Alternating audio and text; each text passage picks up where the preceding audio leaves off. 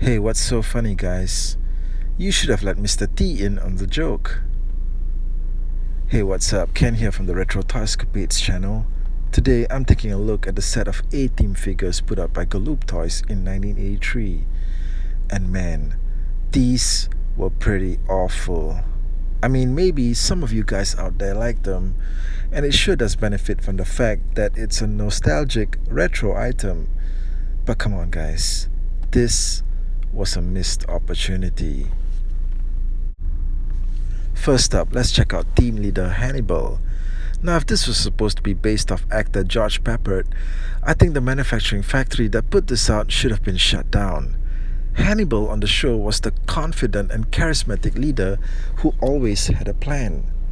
This toy has the face of the guy that sits in the row behind you in church. You know, the one that says, "Peace be with you," when you turn to look at him. Now, if the sculptors had decided to give him a cigar, it might have helped with his goofy expression somewhat. But I guess they didn't want to promote smoking. There's more cheerfulness to be had with the Face Man. On the show, Face was the handsome and charming mercenary who always got the ladies. Here, he just looks like he's a guy that got laid.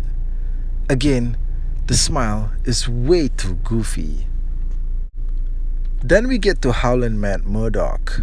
Okay, I'll admit that this guy having anything from a smirk to a grin to a full-on chuckle would make sense, as he was called Howlin' Mad for a reason and was basically a lunatic on the show.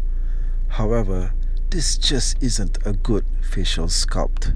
It would be for any other toy, such as a farmer or a tractor driver, but not a member of the A-Team.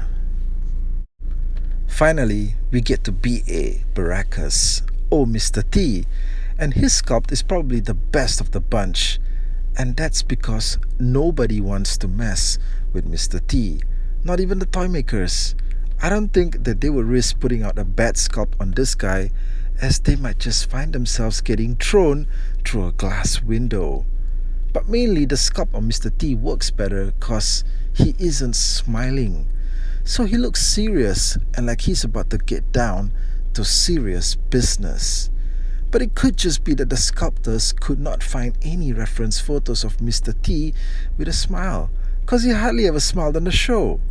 In the end though, the figure still looks a bit off because all of the figures have the same action figure body type, and Mr. T is a big guy.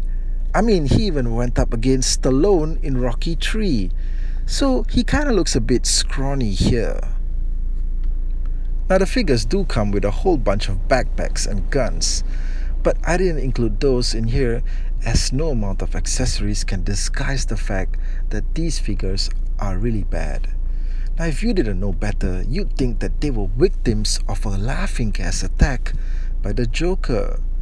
Now, they do serve a purpose, however, and that's to fill up the large and amazing A-Team van that was also put up by Galoob that same year. Just toss them in the van and shut the doors and windows.